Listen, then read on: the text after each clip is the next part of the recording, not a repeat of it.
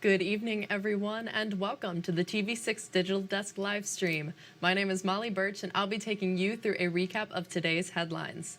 This stream runs every night starting at 8/7 Central Time from Sunday to Thursday. Feel free to comment and ask any questions you have in the chat as you feel like it, and I'll do my best to answer those questions after we go and after the stream as well. With all of that business out of the way, let's take a look at our first story for tonight. In continuing coverage and a traffic alert, the new roundabout under construction on US 41 in Ishpeming is nearing the end of its fall phase. MDOT says the current Lakeshore Drive detour and the highway lane closer should be lifted for the winter. Work will resume in the spring. The $6.4 million project is scheduled to be done a year from now. An MDOT spokesperson says the goal is to have the current bridge over the Carp River widened before winter. It's always planned as a 2-year project, and the work that's going on right now is work on the bridge over the Carp River. We're widening that bridge to allow for the approach to the roundabout.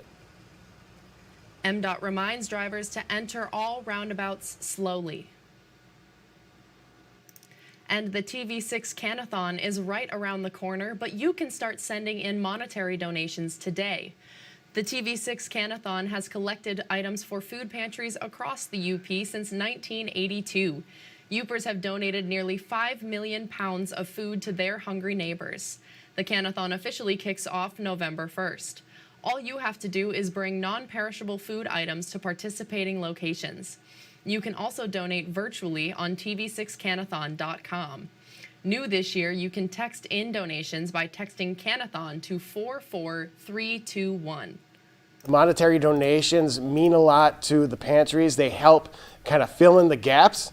They help the pantries buy perishable items. They help them buy food as needed, as well as other things that maybe the Canathon doesn't collect. You can donate to the 2023 TV6 Canathon until December 1st. And the unveiling of a new painting depicting the Alberta sawmill was held this afternoon. It was created by artist Ruth Morris, a retired postal worker and resident of Mass City. She was commissioned to create the painting by Brad Church, the grandson of Alberta Johnson, the area's namesake. Church asked her to make the sawmill as it was during its prime, taking over 2 months to complete.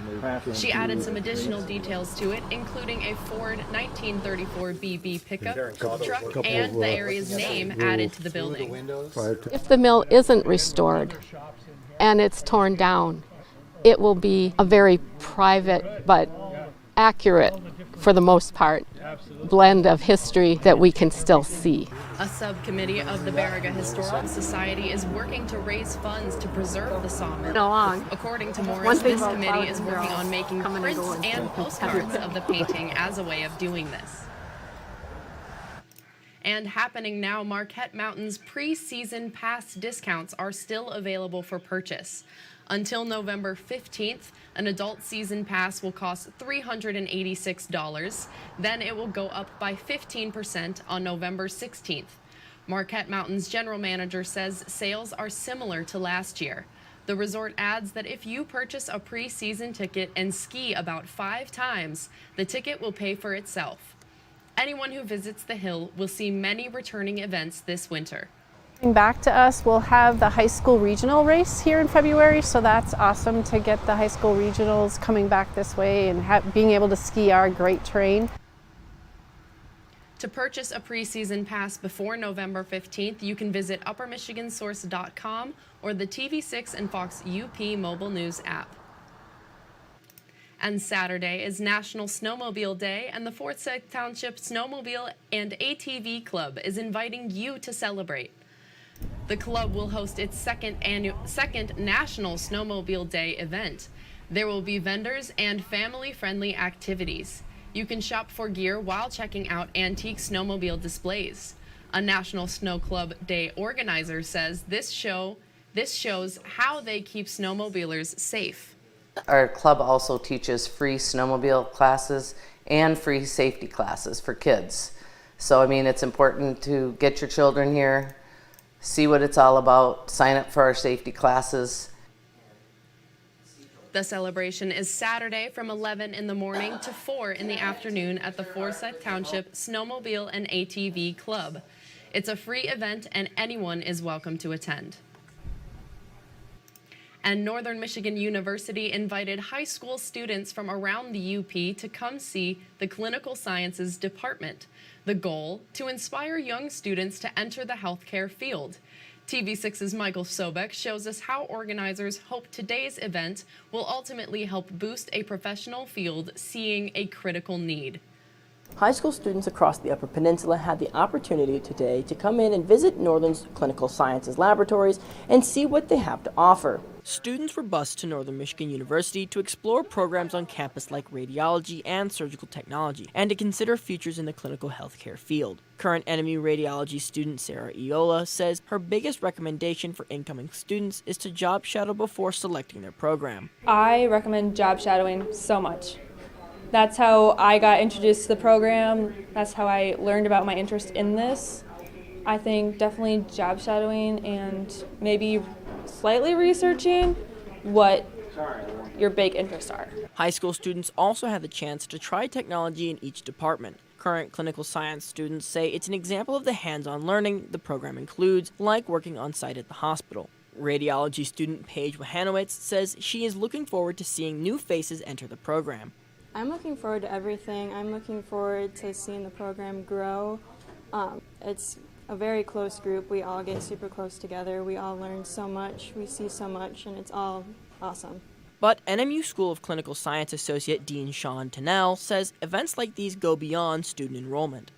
The overall thing is important to fill a need in our country, but also in this region for healthcare workers. And that's the excitement. Obviously, we want students to come to Northern, but it's to fill that need. Students curious about NMU's clinical sciences can learn more at uppermichigansource.com or the TV6 Fox UP mobile news app. Michael Sobek, TV6 News, Marquette.